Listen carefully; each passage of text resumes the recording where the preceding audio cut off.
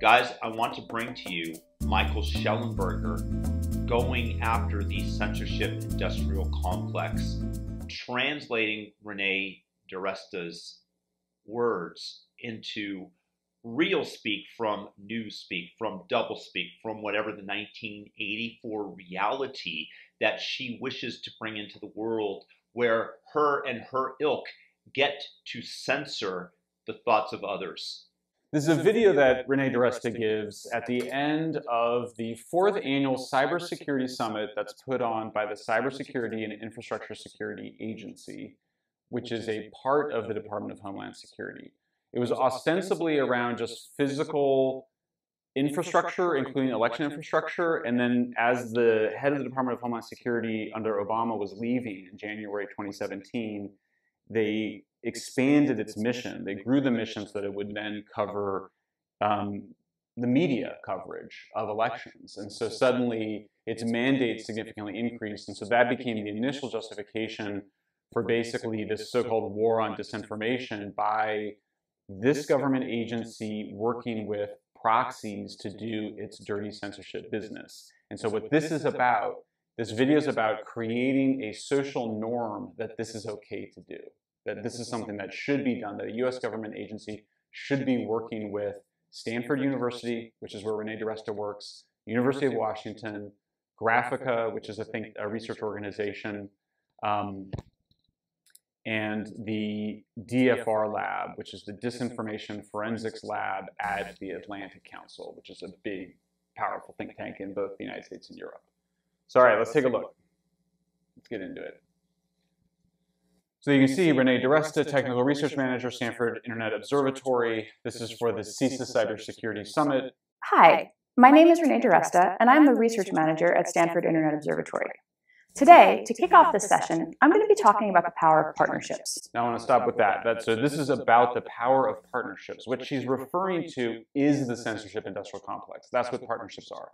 The partnership in this case is between the Department of Homeland Security organization, CISA, the Cybersecurity Infrastructure Security Agency, and particularly these 4 groups: Stanford, University of Washington, Atlantic Council's Disinformation Forensics Lab, and Graphica, which is a research organization, supposedly a research organization. Those 4 groups are basically being subcontracted out by the US Department of Homeland Security to demand more censorship by social media platforms. That's what she's describing here. And I view this video as a way to sort of normalize this process of government censorship of social media platforms. There's an argument that's occurring right now where people say this is totally fine.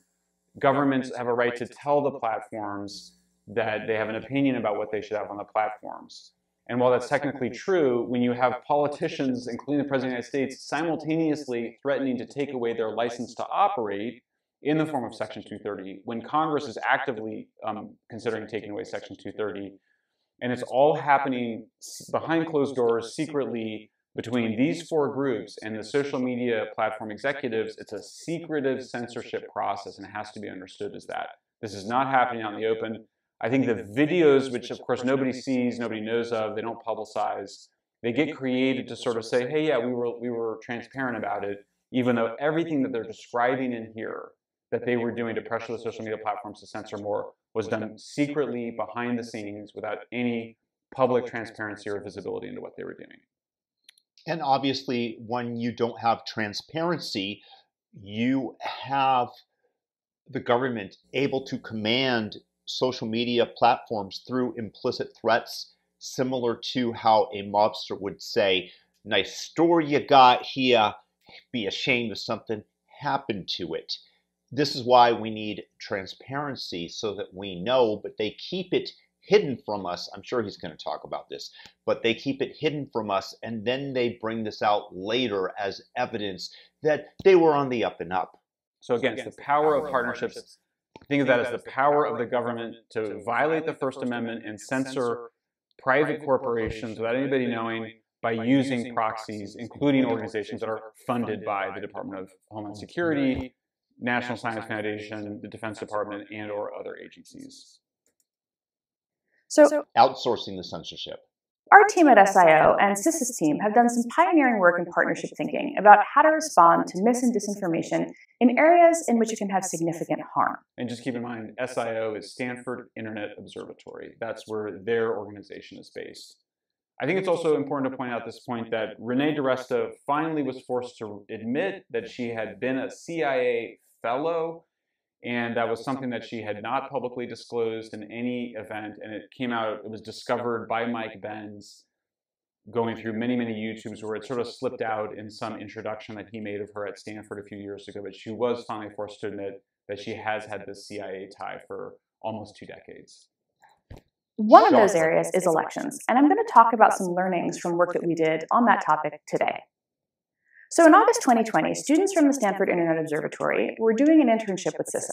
Just, guys, a question. When you look at this person, what are the odds that you consider her, just by her look, to be a leftist without knowing anything else about her?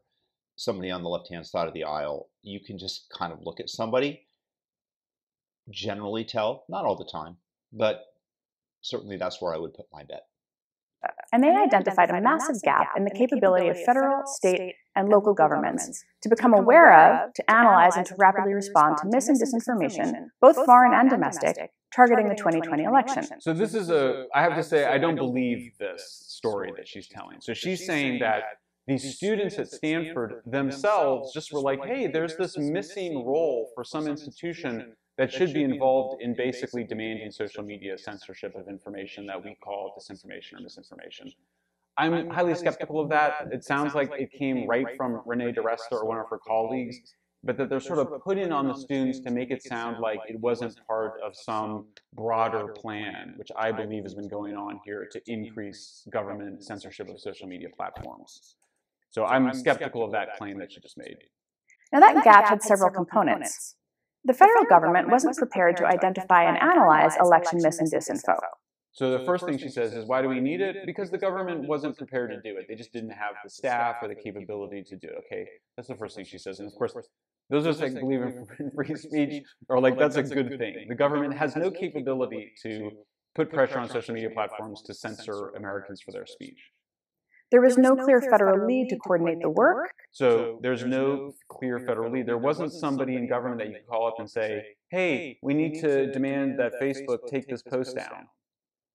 Because the IC, of course, is rightly limited to a foreign focus, and the FBI also has very specific designations and limitations. So she just used a bit of jargon there. So, you know, IC, of course, is the intelligence community. And I think showing this is a video for a specialized audience, but she's saying, you know, the intelligence community is focused on foreign threats, as it should be, because the creators of our country did not want our police spying on us for the things that we said. That would be a violation of the First Amendment. So she says that's why we have to outsource it to private institutions and make it seem like it's organic, like Stanford students just thought of this on their own. The intelligence community doesn't do it, and then she kind of goes, the FBI also really doesn't do it either. It's like, well, yeah. However, of course, as we've also discovered in the Twitter files, there was this thing called the Foreign Influence Task Force that the FBI was part of that was involved in surveilling and monitoring and demanding the censorship of disfavored speech. CISA had created support but had no real capability. There were unclear legal authorities, including very real First Amendment questions. Oh, so there it is. There it is. There's sort of the key to the whole thing. Of course, there were some free speech questions, like how would you actually get away with having the government empower private organizations like Stanford to demand censorship by social media companies? So yeah, there were some real concerns there. She wants to seem like she's taking these First Amendment concerns seriously by just mentioning it. But as you realize when you watch this, she suggests nothing to protect against violations of the First Amendment. The whole enterprise is a violation of the First Amendment. And so just sort of talk. Everything here is going to be designed to suppress speech, which she finds disfavorable. I think that's obvious. Talking about it is supposed to kind of reassure you. You have to think that some of the audience for this are the elected officials, other people in government, the people at the Department of Homeland Security who might be like, hey, isn't this going to violate the First Amendment? And her being like, well, of course we're taking that totally seriously as we develop our partnerships, even though the partnership itself is the violation of the First Amendment. There was no expertise resident within the federal government to analyze public content across platforms to identify trends and risks. There was a lack of reporting mechanisms for state and local partners to surface activity that they saw building in their communities to help them understand it. In other words, there was nobody in government at the federal or the local level who was already spying on Americans for what they were saying on social media platforms. That's what she's saying. There wasn't somebody that was out there spying on all the social media platforms at the same time to see what they were saying. There was no government surveillance of speech in the United States. And we realized that was a real gap. Like, that's what she's saying here. I mean, it's kind of shocking when you really appreciate, and she's doing it in this particular thing that you get out of a lot when people are often delivering super controversial hot things in politics or whatever, just kind of making it sound super normal. And some students just identified a gap in that there's no surveillance of Americans for what they're saying and no concerted effort to censor them. And we realized that was a gap. It's like a gap. That's like the benefit of living in a free country, a free society. Again, this highlights the importance of the First Amendment because these people would 100% absolutely censor the speech in a much more blatant way if they had the ability to, but they have to find a workaround by the First Amendment. They have to get around it. This is the beauty of our country and what these authoritarians are trying to destroy and take away our freedoms and rights. The federal government was building relationships with tech platforms, but there's a healthy distrust both ways, for good reason. So a trusted, nonpartisan partnership with expertise in the way... Nonpartisan. Sorry, that made me laugh. We all know which way it's going, which side they're going to take. Do you think that the Stanford students might have found that Hunter Biden's laptop story was Russian disinformation? I believe so. It's going to go one way, so don't try to tell me that it's nonpartisan.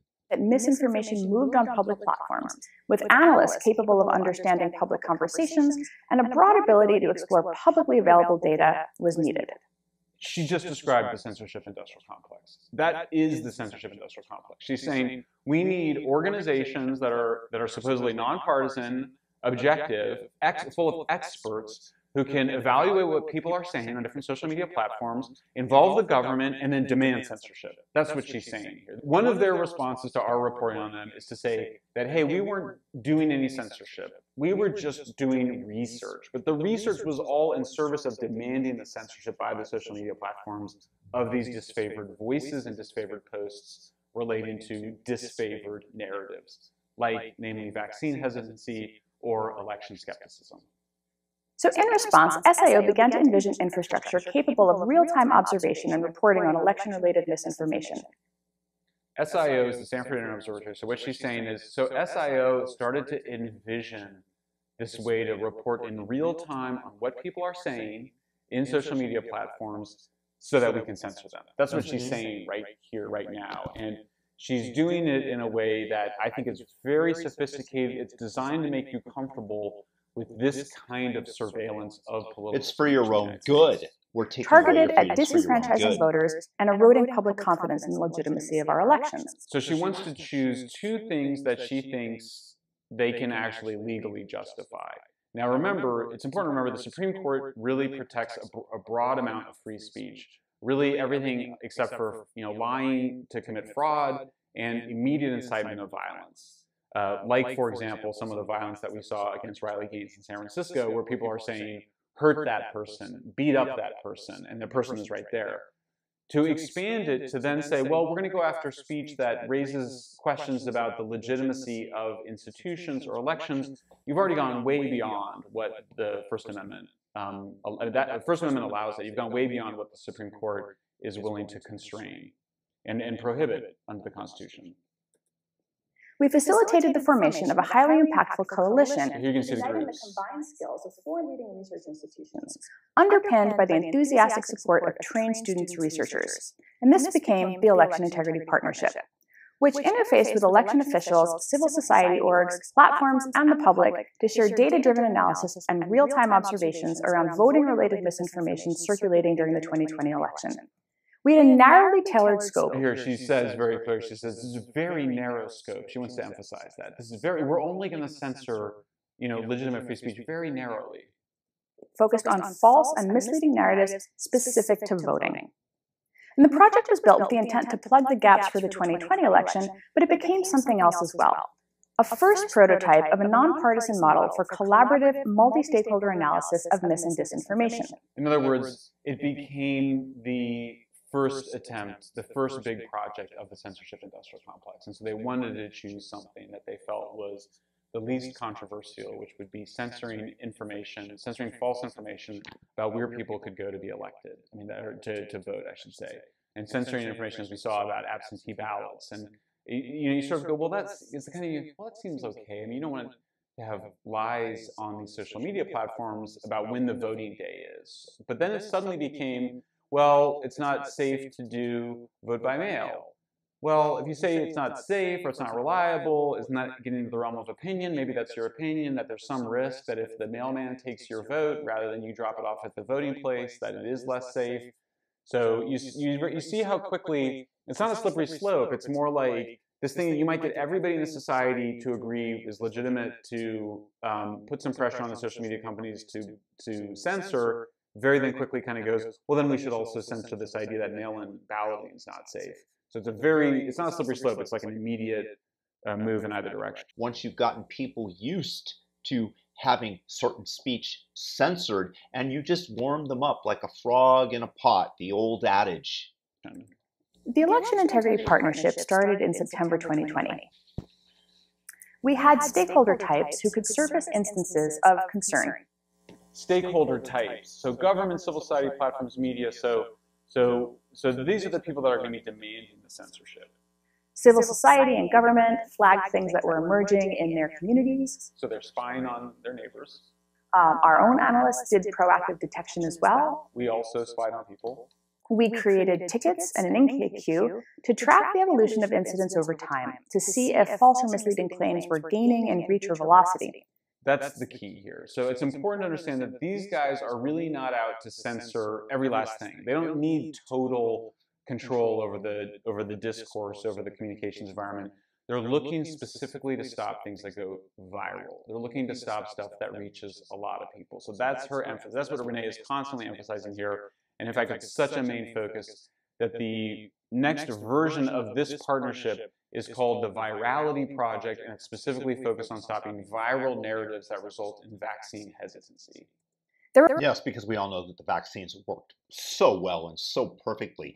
Yes, that's exactly what they're trying to do. They're trying to stop the spread of information that other people want to hear, that would destroy the narrative that they're trying to propagate, as, for example, with the vaccines that Michael just mentioned. And this, of course, will lead rightly to vaccine hesitancy because there's good reason for it. But they wanted to suppress that. Do you think that Pfizer and the other drug companies might have been a part of this? Multiple tiers of analysis, ensuring that any particular incident or piece of content had several pairs of eyes on it. And as analysis went on, we closed the loop with the reporting stakeholder to help ensure that they understood the dynamics of whatever had inspired their concern.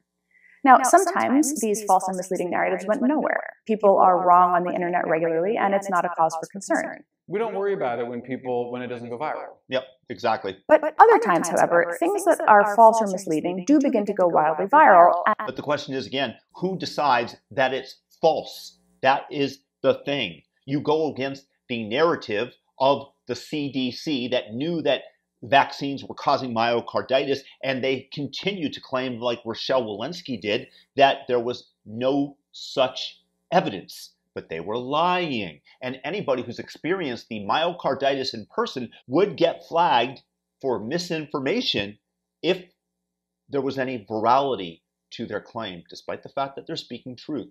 They set the narrative, and thus it becomes nearly impossible to combat it. And local election officials and platform integrity teams alike needed a way to distinguish between the two, to help them determine their response. Some of you may recall the dynamics of what came to be known as Sharpiegate, in which voters in Maricopa County, Arizona became deeply concerned about the pens that they were given to mark their ballots. This situation progressed from what we call sense-making, just communities of people trying to figure out what happened, to deep concern, to a conspiracy theory that supporters of President Trump specifically were being targeted. And these concerns later evolved into in-person protest. This became something of a pattern in our analysis observations. A first-person photo or video documented a purported incident, social media discussion elevated it to a narrative, and then at times that progressed into a conspiracy theory. So we analyzed incidents and narratives both qualitatively, ascertaining the concern and ensuring that local officials who were attempting to respond understood the specific. What is the current record of conspiracy theories over the last several years? It's like 38-2, and yet they're calling them conspiracy theories. What, like the Hunter Biden laptop was real? That Biden took payoffs? That Hunter Biden might not be the best individual? Conspiracy theories, 38-2. And we also assessed them quantitatively, looking at specific tweets and posts that precipitated massive virality and the widespread dissemination of false and misleading narratives. We looked at network dynamics across the full political spectrum, at clusters of accounts that amplified messages, again because of genuine concern, but then also at what we called repeat spreaders, which were linchpin accounts that regularly featured prominently in spreading demonstrably false or misleading claims. They literally call these folks super spreaders. It's amazing how much of and what a funny coincidence is all being around later about the pandemic. But yeah, so these are the super spreaders of misinformation, which of course they now label people like me and other political opponents, just people that you disagree with, they suddenly become super spreaders of misinformation. Then you get them on blacklists of the social media companies, and voila, you've censored a whole group of people in your society, often without them knowing it. We assessed not only social media across all of these dynamics, but the interplay with media as well, recognizing the significant impact that kind of mid-tier classes of transmitters, influencers, and hyper-partisan media had on shaping the public discourse. This is really important to understand how they think about it. In other words, they're not just worried about getting censorship on social media platforms, they're also worried about controlling the media narrative, the broader news media narrative. So when you read Jacob Siegel's piece in Tablet, that's what he's also talking about. He's saying the word censorship and the word propaganda aren't even enough to capture this complexity of just trying to control the entire information environment in a holistic way. So they're concerned about stuff going from social media platforms into the news media. And indeed, we saw that. So when these guys, the same folks, tried to stop the accurate story of Hunter Biden's laptop from spreading, they basically labeled it not exactly a conspiracy theory, but Russian disinformation, which itself was, of course, disinformation. And then they knew that the laptop story would get out. They just wanted to shape how it was interpreted by the national news media. And that's what they did. And so that people thought, oh, the Hunter Biden laptop sounds like Russian disinformation. It's probably not true. Of course, it was true. It wasn't Russian disinformation, but they were able to use basically what happened. And they ask us to trust the government that the election was fair. That right there is evidence that it was completely rigged towards one side. That was rigged by the CIA and the other intelligence agencies. And online as a reason to basically misdescribe a factual story as a potentially inaccurate one. We saw top-down dynamics that came from media reporting a story and the public discussing it, but also increasingly things that came from the bottom up, like Sharpiegate, in which concerned members of the public would precipitate the narrative, and it would ultimately be covered by these other types of participants, leading to mass public awareness. You have to wonder, this was made in 2021, you have to wonder if they could have gotten, if like a national US government organization could have gotten away with putting the name of the president as a spreader of misinformation in one of its graphics a year earlier. I suspect not. Often before the claim had time to be fact-checked or assessed in any way.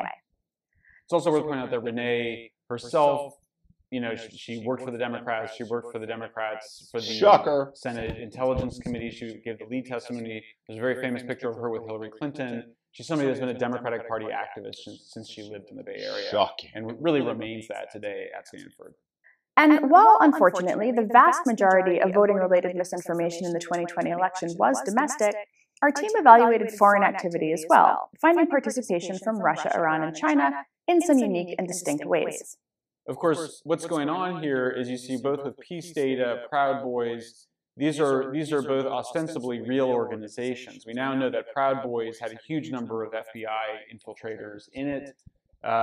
We also know that we think that Peace Data also had a number of real people following it and involved with it.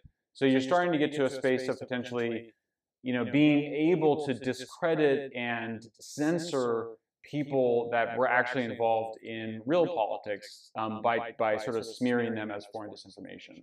One of the key determinants in what goes viral across any topic is the policies that social media companies set. And so we additionally prioritized not only understanding and evaluating, but also constructively critiquing platform policies. So now they're saying we're going to try to get in there and change the social media platforms' policies. So now you have the U.S. government, working with and funding unaccountable private sector organizations to basically create new forms of censorship directly through the policies of these social media companies. As well as, no doubt, shadow banning users that they didn't approve of. And basically, as I mentioned earlier, threatening like a mob boss would a business that didn't want to pay up. Pretty simple. At the start of EIP, not all platforms that we analyzed had election-related policies. As we published our analyses publicly, most of those that did not added such policies. In other words, we got them to change their policies. It's kind of amazing. I mean, the ambition here and the success of it is pretty impressive when you consider it. They actually did these things. They actually did this. They actually engaged in the censorship and got policies changed at the platforms. Those that already had them often made them more comprehensive. We saw a real evolution over time. Several platforms, for example, implemented a repeat spreader strike system after the election and then have since applied it to other areas of misinformation that causes significant harm. So in other words, they put people on blacklists, and then they kept adding, flags or new blacklists that they were on for other issues. So you're basically, there's secret blacklists that these U.S. government partnered organizations created. The Election Integrity Partnership ended data collection on November 19, 2020. Just out of curiosity, what percentage of those that were flagged do you think were on the right side, the conservative side of the aisle? 90, 95, 98, 99.9? And during that time, the partnership processed 639 tickets on election-related mis and disinformation. Now, what are those tickets? These tickets are, I think most people hear them and they go, oh, that's a single post. It's not. It can contain thousands of tweets and Facebook posts in a single ticket. The ticket is can involve thousands of people. These are huge amounts. These tickets themselves are often connected to broader narratives that they're looking to censor, of which 72% were related to delegitimizing the election results. Tech platform partners, Twitter, Google, Facebook, and TikTok, responded directly to 75% or more of the tickets in which they were tagged. So they got the social media companies to basically act on 75% of the tickets, which is pretty amazing. It's a very high level of responsiveness. A testament. Imagine that you are an independent group that is trying to flag misinformation, disinformation, and you got the social media companies to act on 75% of the tickets submitted. Wow, that would be impressive. Oh, wait, they're government assisted. Again, this is the implicit threat that the government wields over these social media companies. To both the high quality of reporting and the value of constructive relationships with the platforms. I mean, that's the creepy part of it. They kind of go, oh, it's a testament to the fact that we kind of got all cozy with them. I mean, you have to remember, that ordinary people, including myself, when I was censored by Facebook, we had no way of appealing. I even knew people at the company and tried to reach out to them. That's the main way that people try to deal with this. There's like a star chamber. There's a completely undemocratic process of being censored, and there's no appeals. But what they were doing behind the scenes, because of their cozy little partnerships, they were able to get action on 75% of the things that they flagged. And although EIP did not make specific enforcement recommendations, because those are the platforms to determine in accordance with its policies. That's her way of saying we were not censoring. We did not actually do the censorship or say specifically what they should do. They would walk right up to it. You'd be like, this person is spreading false information that's hurting people in the real world. You decide what to do, but we're saying, geez, what are you doing here? And then the pressure was put on by the politicians, from senators, members of Congress, people in the White House, all basically working in concert as a single censorship industrial complex. 35% of the URLs flagged were actioned under remove, reduce, or inform policies. So 1/3 of all the web links, of all the URLs, the social media companies took action on them to reduce their spread. In the case of Google, it would be to not be picked up in the searches, to not go viral on Twitter or Facebook. I mean, that's amazing and shocking and disturbing. She's saying it worked. The 1/3 of all the things that we wanted, 1/3 of all the URLs we wanted sent. And you wonder whether or not you check Google and the upper results are all left-leaning. Of course, this has an effect on the algorithm that Google serves up when they immediately disfavor content that is probably on the right-hand side of the aisle. We're censored by the social media platforms. Again, helping contextualize for the public the content that they were seeing. That sounds very innocent. And some of them, it was just putting little labels on it to contextualize the context. Well, or to contextualize to provide some context for it. Well, we saw that this was actually used to discredit accurate information. This was used to discredit Martin Kildorff at Harvard University for saying that kids did not necessarily need to be vaccinated. They put a flag on that. She's saying, providing more context. Actually, it can also provide mis and disinformation from the government. That's part of what's going on. Following the success of EIP and the certification of the 2020 election, SIO ramped down its monitoring and analysis capability because we thought that we were done with that work. Oh, we thought we were all done. Sure you did. However, almost immediately, we recognized the need to ramp back up. This time to support government health officials' efforts to combat misinformation targeting the COVID-19 vaccines. We didn't want to keep going and keep censoring them. We thought we were done. And then it just became clear we were going to have to do it on COVID vaccines. It just became our obligation. In February 2021, we formally established the Virality Project, drawing on the same partners from EIP and adding a few more. So 2 months later, we started up again. And much like EIP, it focused on real-time observation, analysis, and understanding of cross-platform vaccine-related misinformation. Over spring and summer 2021, VP partnered with federal, state, and local stakeholders, as well as civil society organizations. I hate the word stakeholder. It just reeks of WEF. And coalitions of medical professionals to support their efforts to understand and counter vaccine hesitancy. Again, we set a very narrowly tailored scope focused on harms for this project as well. That's very important. So again, she says it's very narrowly focused. She wants you to know, look, we're not going to abuse this extraordinary power to censor that we have. We're going to just censor very narrowly. And then she also says to prevent harm. This is very important because, of course, that is the predicate for censorship that the Supreme Court has allowed some room for, both in the case of fraud and in the case of incitement to violence. You can't engage in speech that is very closely tied to some harm. You can lie to your lover, you can lie if you're a politician, you can lie about what you think you're going to do, but you can't lie in a way that cheats somebody out of their money. Similarly, you can say all sorts of terrible racist, prejudiced things, but you can't do it in a way that would then actually cause a mob to kill somebody or hurt somebody. The courts have been pretty clear about that.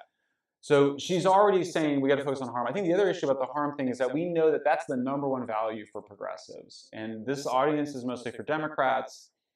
It's for people that hate Trump. It's for the anti-disinformation crowd. And for those folks, these are the liberals and progressives who see the highest cause as preventing harm, not, for example, free speech. Again, this is, by the way, something that women try to do. With our kids, my wife does everything that she can to alleviate harm, whereas I actively hope that they don't get harmed, but they go through adversity. And the adversity to her is threatening to the children. So this is a very feminine, female lens to look through the world when you want harm reduction. And I just want to bring that up because it ties into democratic politics, because it's basically women that are leading the party like her that think that they're doing good without the counterbalance of the male, because let's face it, most of the men in the Democratic Party are cucked. Harm Trump's free speech. I think that's why it has that focus here too for her. We looked at 4 core categories of claims related to vaccines that actually dated back to the era of concerns about smallpox inoculation: safety, efficacy and necessity, distribution, and then the evolution of some of these things into conspiracy theories. We began to observe that same progression. incidents, narratives, conspiracy theories, and a real attempt by the public to make sense of what they were seeing. I think she's another trend we've seen is the abuse of this conspiracy theory stuff. They were censoring people complaining about real vaccine side effects. To then go and suggest that all those people, and she's not necessarily, she's just consistently emphasizing the conspiracy theory part of it. You start to conflate people raising genuine concerns about vaccine side effects with the microchips being implanted in your arms type people, or that it was all planned or whatever. So I do think that the conspiracy theory is one way that we've seen them really abuse their powers by overly labeling people that are... What they're doing is framing it as a conspiracy theory, because for many people, being associated with that or believing that comes with a negative social cost. So that is why over and over they try to frame information that they find distasteful as a conspiracy theory, because that wards off many others towards gravitating to it. Raising genuine issues as conspiracies. Very similar to the way in which legitimate questions about COVID origins start to be conflated with China creating a bioweapon on purpose. Exactly. Once again, our focus was on enabling situational awareness for a new set of outside partners, particularly civil society and health organizations that had very few other options for understanding the social media conversation. That means we're trying to expand the surveillance technologies of America's free speech online, expand those surveillance technologies to other government agencies. That's a very important trend we've seen here. They don't want to just keep it all for themselves. They want a whole bunch of government agencies spying. So there's a lot of spying going on. One was the team behind the hashtag #ThisIsOurShot, a collection of doctors and healthcare workers who really wanted to reach the public as trusted figures to show themselves receiving their vaccines. They wanted to know what narratives they, as doctors, could help counter, what misinformation they could help correct. But to do that, they needed to understand what was really trending or surfacing versus something that one of them might happen to see on social media. So once again, we worked with government stakeholders, not only in facilitating that situational awareness and that understanding of dynamics, but also in thinking about what role government should play here. How could we constructively define misinformation, particularly in an environment like COVID with rapidly evolving scientific consensus? What role government should play here? So you've already assumed that government should play a role. Why is government suddenly, why do you assume that government should play a role at all? I mean, maybe it should. You just have a First Amendment you need to worry about. She hasn't established at all that the government would be best to do this. Why not just allow a free, open discussion in the society like we have for 250 years? Why does the government have to be involved in surveilling people's speech online? And why would the government be involved in demanding that social media companies censor it? That's not a particularly American attitude. She hasn't really made the case for it at all. She's just assuming that it needs to be done. How could we prioritize the preservation of freedom of expression while minimizing the most harmful rumors and conspiracy theories, which were impacting not only individuals, but public health and communities as well? There it is again, harm. The problem that confronts us in terms of harmful mis and disinformation is structural. The information infrastructure has changed, and we as a society are adapting. We are never going to live in a world free of mis and disinformation. Such a world has never existed. Because the government can pipe it into us anytime that they want. Oh, the Hunter Biden laptop. Oh, January 6th. Oh, my goodness gracious. The COVID vaccine is safe when they know it's not. That's what's being piped into us. Sorry for getting excited there. And the government is not going to snap its fingers and regulate the problem away, because misinformation is ultimately speech. And so while there are plenty of conversations now happening about regulation, most have not yet arrived at a solution space that protects civil liberties while reducing harms. Because there isn't. And yet, that said, the current situation is also untenable. It just asserts it. We can't have all this misinformation out there. It's obviously. So we need something in the short term to help create situational awareness for those equipped to counterspeak, equipped to correct false and misleading claims, to help ensure that the public has access to reliable, accurately contextualized information, and not only from official government sources. And we believe that the power of partnerships holds the key. So here are some learnings from our first two attempts at creating this potential solution. It's labor-intensive work. It requires a division of responsibilities, but I want to flag one thing in particular, and that's the fifth bullet point. Between EIP and VP, we bolstered and expanded our partnerships. We built new technology. We brought on more collaborators. She's just describing the creation of a censorship industrial complex. I mean, this should send chills down all of your spines. She's talking about all these organizations, all these individual people. All the people have to be involved in this. You need new relationships between government. We have to get a bunch of people involved in it. I mean, it's crazy. It's crazy. And she's suggesting that this kind of positive, beat of energy, we're building this kind of momentum and fighting this enemy of disinformation. She's talking about censoring her fellow Americans. This is just... You see, for me, Renée DiResta is an example of somebody who thinks that she is an elite and thus has the right to censor us. It is the most un-American notion to go against the First Amendment, to try to neutralize it. And she's doing it from a sense of feeling that she's above you. You just kind of get that sense, don't you? As she calmly explains the creation and how they develop the relationships with the social media companies so that they can sway them towards their point of view. Profoundly messed up. Government partnerships were not quite there. There was no one obviously in charge. An entity called EII. There's nobody obviously in charge. I mean, just sit with that for a minute. There's nobody obviously in charge of taking control of the censorship of disinformation. Yeah, that's right. There's nobody in charge of censoring. There should be nobody in charge. That's like kind of, she's describing democracy and freedom of speech as a problem in this. Yep. An entity called EI-ISAC had been profoundly impactful during the election integrity ISAC, serving as a single point of contact for state and local officials and the EIP. And there was no such parallel organization that existed for Virality Project. So there was a lot of effort spent trying to figure out who was in charge and who did what in any given state or locale as localized false and misleading claims related to vaccines popped up. This meant that when a crisis came that needed those partnerships, they weren't already in place.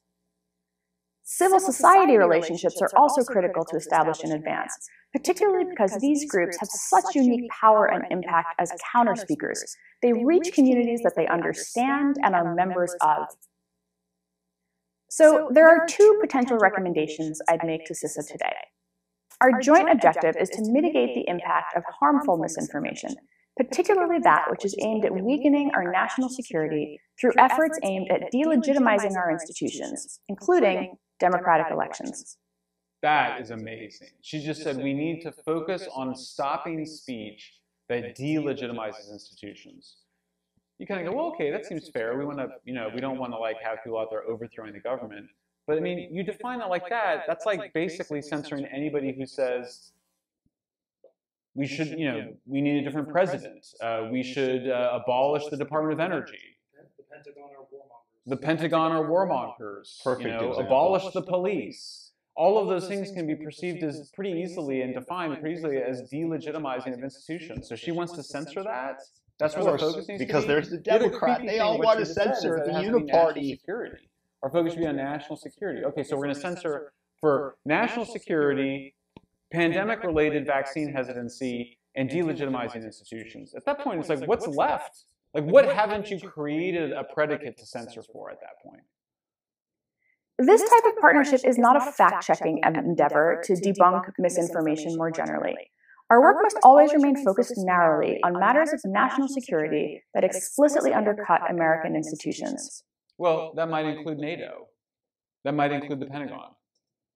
For instance, for EIP, we focused on content intended to suppress voting, reduce participation, confuse voters as to the election process, or delegitimize election results without evidence. Like in every case, you can think of an example of legitimate free speech. Like I might say, like she says, suppress voting. Well, maybe I say, hey, there's no point in voting. The system is rigged. You don't have a good candidate. Don't vote. Why can't I say that? Vote, vote third party. Don't vote for a Democrat or Republican. Don't vote for a Democrat. I'm a former Dem. I despise the party now. Do a write-in candidate. Well, you've disrupted you've just delegitimized institutions. You wrote in Ronald McDonald. How dare you say that you should write in Ronald McDonald? I mean, this is insane. And that targeted narrow scoping is critical to the success of a partnership. So that's Orwellian. She just find this huge area that they can censor on elections, pandemic, vaccines, delegitimized institutions. And then she goes, that narrow targeting, that's not narrow. Again, it broadens and broadens and broadens because that is the purpose of this. You start small, you boil the frog, you turn up the heat slowly, and suddenly you say anything out of line with the US government, the First Amendment no longer applies. They squash your ability to reach other people if they don't throw you in jail like they did Douglas Mackey. That's everything. Creation of a center of excellence within the federal government, for example, could tie in a federal lead. There it is. That's Renée DiResta surfacing, as far as I know, the first time publicly, the creation of a disinformation governance board, which the Department of Homeland Security, which this agency is a part of, ended up introducing in the spring of 2022. And it was, everybody immediately saw it as a terrifying, un-American, fascist, censorship fucking bullshit, and they pushed back against it and they destroyed it. And where does it come from? It comes from Renée DiResta in this little talk. Platforms, academics, and nonprofits to stay ahead of these emerging narratives and trends. To stay ahead of them. Now here we are in pre-crime. This is the pre-bunking. So we can anticipate that there could be speech that we disagree with. And so we're going to work together to prevent that speech from occurring. I mean, it's just gets, you can see when you go down this path of we actually have to censor speech we disagree with, as opposed to just talking back to it, as opposed to just arguing with it, as opposed to just getting out there on the social media platforms, on the newspapers, writing your piece of it, recording your videos, arguing about it, whatever, having public debates. Instead, they're trying to create a censorship industrial complex to surveil all of your fellow Americans, identify a huge amount of topics, and then demanding that the social media platforms censor them and creating tools, including artificial intelligence, to help with that censorship.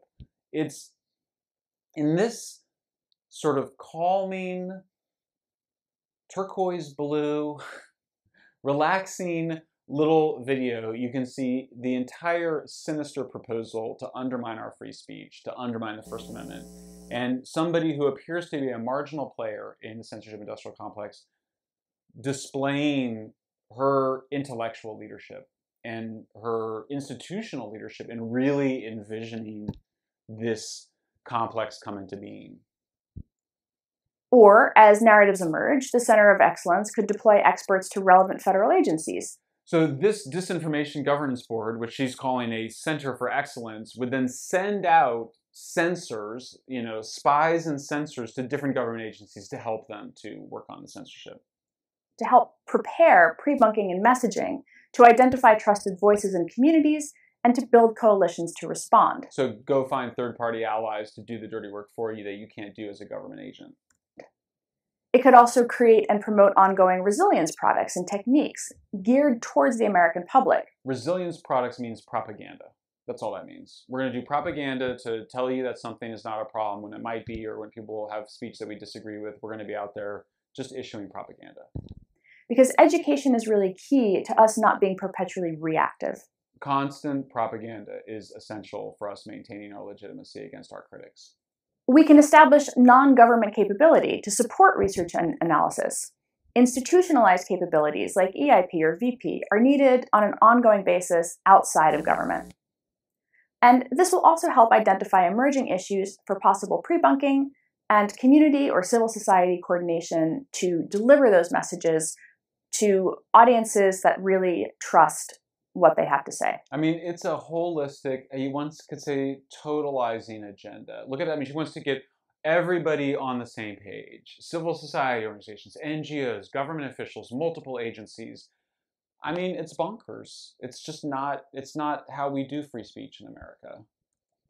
So in closing, we need multi-stakeholder partnerships to get around the supposedly to get around the First Amendment, though not actually. That facilitate effective communication. To spread propaganda. To enable situational awareness. Through spying on your fellow Americans. For government, tech platforms, and community leaders. Through a totalizing whole of society information war. While respecting civil liberties and prioritizing free expression. Oh, without violating the First Amendment. Simple. Simple, right? So I look forward to the rest of the sessions in this important event, focusing on the power of partnerships. And thank you so much for having me speak today. No, we're not going to do it, lady. We don't want it. Well, guys, there you have it. The Censorship Industrial Complex, translated by Michael Shellenberger. I think he did a great job of it. And this lady's words are a precursor to the destruction or a workaround the First Amendment. And we should all be very dubious of any proposed censorship or the squashing of speech. And they make it seem so nice, this nice little video with this woman talking calmly in a boring manner, obviously not aimed for a regular audience. And the only reason that I brought it to you is because Shellenberger deciphers her message in a way that I couldn't, because he spent so much time on this and he does an excellent job. So guys, please share this video with somebody that you think would be interested in, who believes in free speech, which I hope is every single American, but sadly I know that it's not. Peace. Have a blessed day. If you got something out of this, please thumb up the video. Peace out.